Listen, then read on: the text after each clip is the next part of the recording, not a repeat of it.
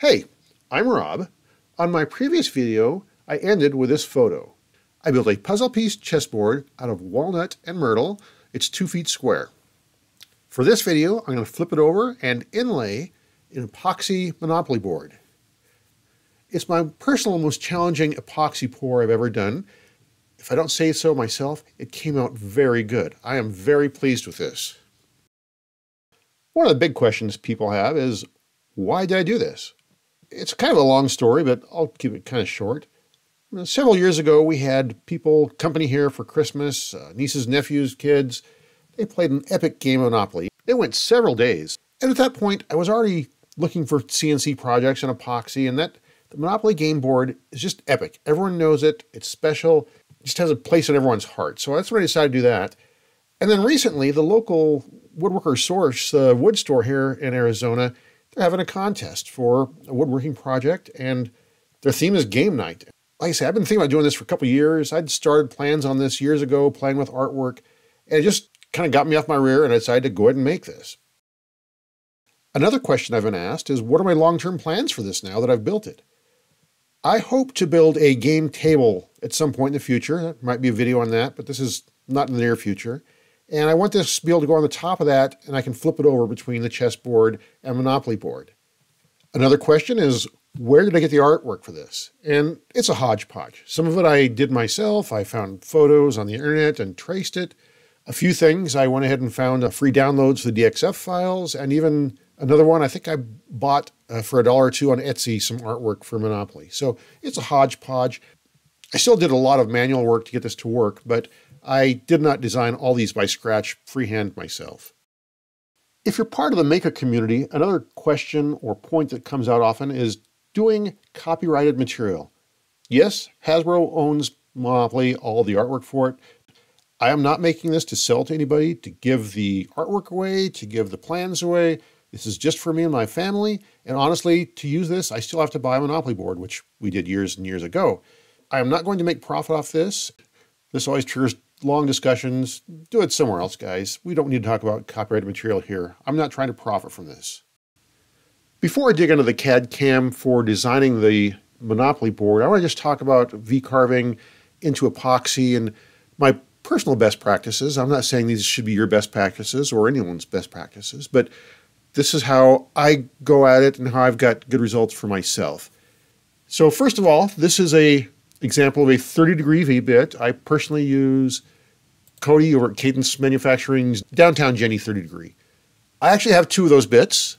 I have one that I use for most of my everyday stuff, and I have one that I keep back, been used very little. It's very sharp, and to get that perfect cut into the epoxy, I want, especially that very little tip here, that does most of the work right through there. Those wear out. There's no getting around it. His bits are incredibly durable, but I know that over time, that's going to be the first to get chipped away or lose that very bottom. I want that perfect for these. So I keep back 1 bit just for specific little jobs like this. Eventually, once this starts wearing out, I will make this one my everyday bit, and I'll buy another one and go from there. Once again, I'm not a paid sponsor but from Cody, but he is a good guy. I like him. He lives nearby. He's only less than an hour north of me. Here's just a quick example of a cut. Let's say this is black edges, white, then black again. If you were going to cut this, let's move it up a little bit.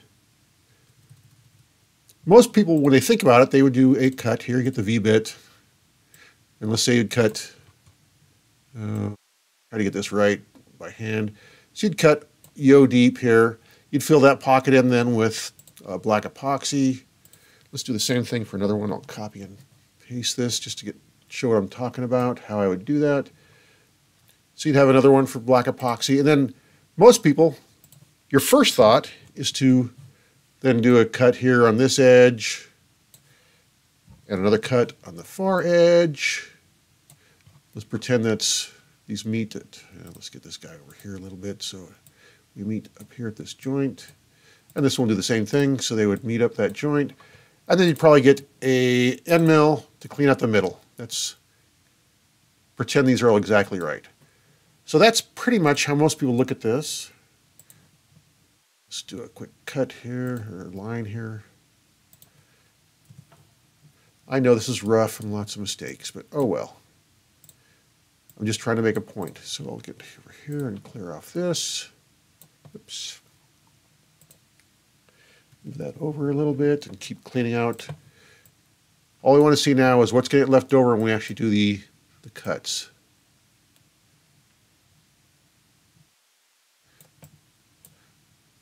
Okay, so you'd have a pocket here for black, a pocket here for black, and a pocket for white. Pretend this goes through. Who cares?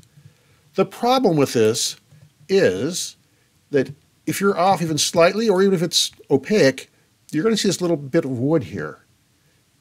And that's just the way it is. So the way to actually beat this, let's grab another copy of a bit here. You want to overlap. So when you're cutting into these here, first I would say either cut the outside first, the inside edge. It doesn't matter. You have to overlap. So I would probably cut the inside first, that white, and I'd cut it over all the way here, over here. Then eventually, when we cut the black, then we're cutting into that white. So you never see that wood through there, and that little strip of wood, especially if you're off by even 5 thou, a little bit, that will stick out. You will see that. So you want to always overlap the cuts, and you'll get much better finish that way. Another thing I want to talk about is lettering. Here's just a, now let's open this up. I forgot what font that is. I'll tell you in a second. That is Arial Narrow Bold. And if you want to cut this out, here's the exact same thing, but I converted it to vectors by using that button right there. And here's the font. Here it is edited. So all I did was took this one and I rounded the edges. Let's take that to 0.005, 5 thou edge. And there we go. We're just rounding these edges just a little bit. Can't even see if that one's rounded. It is, okay. It doesn't seem like that big a thing, especially for something so tiny, but when you're cutting, sharp edges get ripped out. It's the way it is. You have problems getting a super sharp edge, and just by rounding a little bit, which again, this is going to be a tiny font, probably when you look at it, it's probably that size right there, you can't tell a difference there. And it'll be much more accurate in the end. So you don't want sharp edges. And another thing that I've had problems with is when you carve into wood, you get chipping. That's just nature of the beast. We know that. Wood is an organic product and the grain goes one direction. If you're cutting kind of against the grain, you'll get more chipping out and stuff. And one of the solutions is you pour a big area of epoxy, then you carve your design into the epoxy instead of into wood. And for this case, I didn't really want to do that. I wanted to actually carve into wood. So I cheated. I carved a pocket into my wood first. This box right here is 0.02 or 20 thousandths deep. So I'm actually going to carve onto the top of this piece, but I poured that much epoxy there. Actually, I poured a lot more epoxy because to stop it chipping, I want it to be extra on top that I'll eventually carve away. When I carve into the project, there's actually 40 thousandths layer of a clear epoxy on top of everything. And like I say, I'll carve off the top 20 thou, but there's always a layer of epoxy there. So that way I'm getting rid of a lot of chipping. Now there are instances, like when you're carving something, and you leave this around this, you leave that island there, there's still a chance that will chip away because you're going deeper than the epoxy. It still does a pretty good job, and especially when you're using the downtown Jenny bits. It pushes things down, so instead of ripping sideways, ripping like this out, it pushes it down and it does a much better job. I'm not saying you'll never have any chipping out and stuff, but that down cut really makes a difference. So that's kind of my thoughts on my personal best practices. I hope that makes a little sense. Let's go on now and look at that design in CAD-CAM, the actual design work I did. For the CAD-CAM work, for the artwork, all the epoxy pouring, I've got many, many layers here you can see, and each one is labeled a different color. Here's the master. This is everything there is before I start separating out colors. So this is every individual cut there is. You got the light bulb and the rays around it and the text and named labeled colors in here, the chance question mark, whatnot. The biggest one that was always my, I don't say nemesis. I didn't hate these. I love these. This is fun stuff. Trying to get this as near as perfect as I can get. The treasure chest. 3 colors here. My thought process, first, the outline is going to be black. So I'll first pour this whole box as black. Then eventually I'll cut out the white that goes in there. I think white's the next. Oh, let's just click on white and see. So this eventually poured white. To get that coloring, by the way, you can click this. It'll show what's going to be cut out. So that's, you don't, well, the black will be there, but the next thing we'll do is the really light blue here too. So that's kind of my thought process. First you'll color, do the outside edge, fill it, that with black. Then I do the next cut, fill that color, and then let that cure, and then do the next color. So there's 3 carves in this, a total, at least 3 days, just for that one little thing. So like I said, the first thing I did is black. These are all the outlines and text, of course.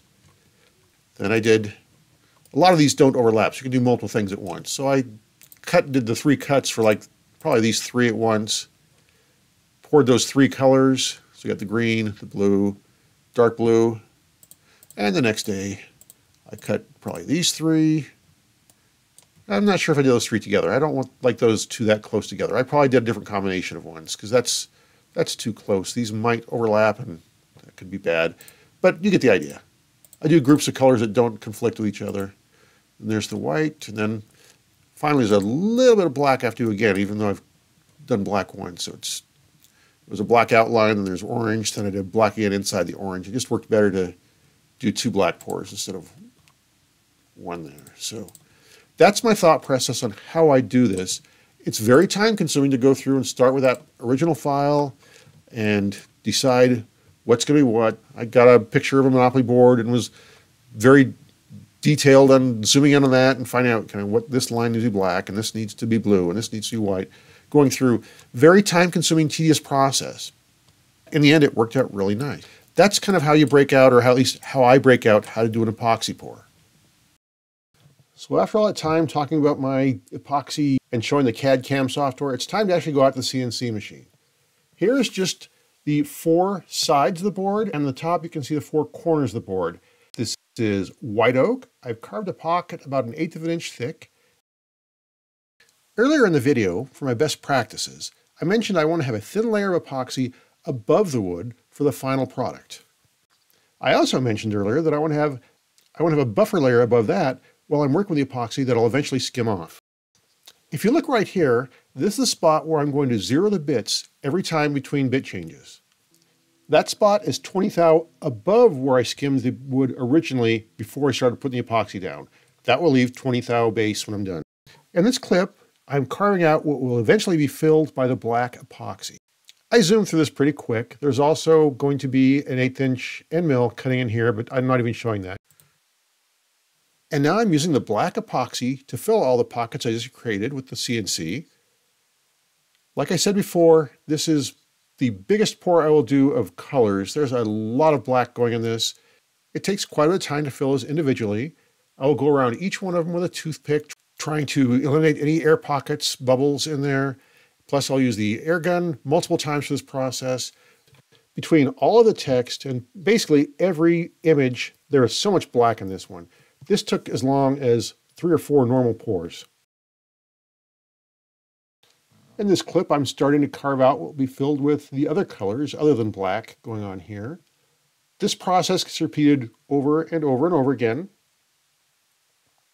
It tends to be very time consuming, but it's one of those things, it's 5 minutes here, 10 minutes there, wait for a day till things cure, 5 or 10 minutes here. So yes, it takes a long time for this to get completed.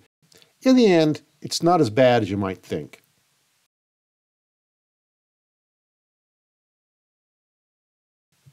And here's a quick clip of me pouring the green epoxy. If you note, there's a blue tape there, and I have a color printed there. Probably says green. I can't read it in the small screen for editing right now, but I labeled everything in there so I did not accidentally pour the wrong color in the wrong spot. Lots of colors to keep straight. And to save time, I carved out the pockets for multiple colors at the same time. So again, I tend to be able to screw up things if it's at all possible. Murphy is definitely a good friend of mine. So anything I can do to keep things straight is just such a big deal for me. Remember how I told you how the downcut V-bit is incredible for getting the best finish on this, less chipping out? I totally stand by that. But the one negative, not a very big negative, but the one negative is it forces the chips or powder left over when it cuts into those nooks and crannies. It's a time-consuming process getting all the stuff out. Through this process, I'm pretending I'm a dental hygienist getting all the plaque and tartar off someone's teeth there. Many nooks and crannies to get stuff out of. I was also using compressed air to help get stuff out. Between the compressed air and the dental pick, it does a pretty good job getting everything out of there.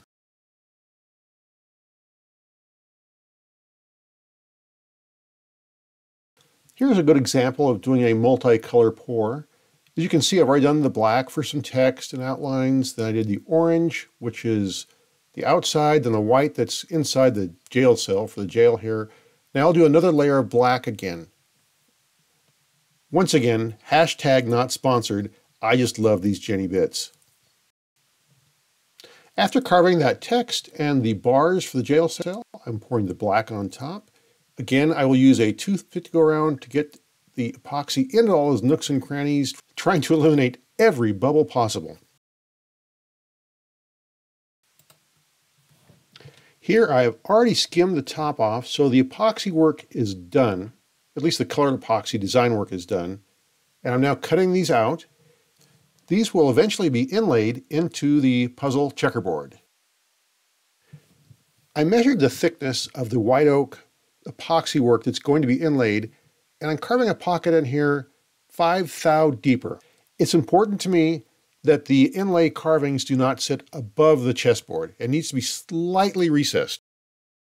I thought I had a brilliant idea of attaching these pieces of wood on top of the inlay section to hold the height exactly right, slightly below the edge. And really, it didn't work any better than just laying it in place and putting some weight on top, holding it in place. In fact, I had a little warping that I probably added to my issues on this, so that wasn't really the best idea.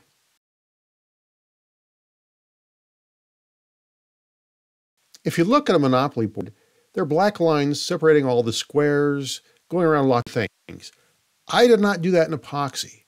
Because I'm inlaying the white oak into the puzzle board, I want to have a walnut strip going around that, and I'll use that same thin walnut strip between all the squares on the board.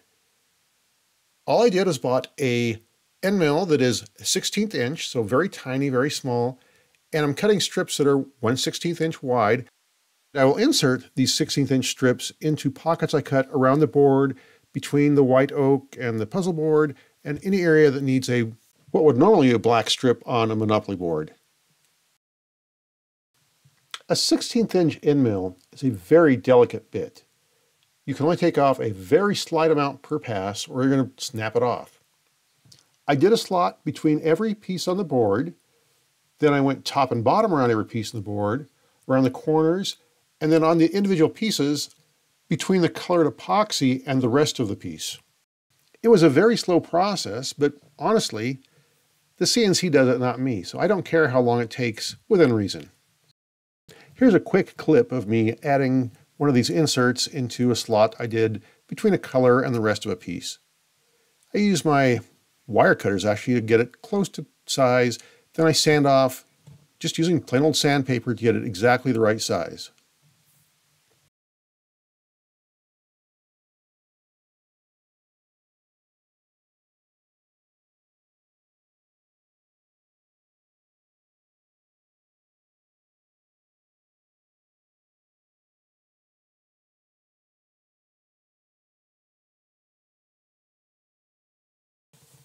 This is an early version of me adding the glue to this to hold it in place.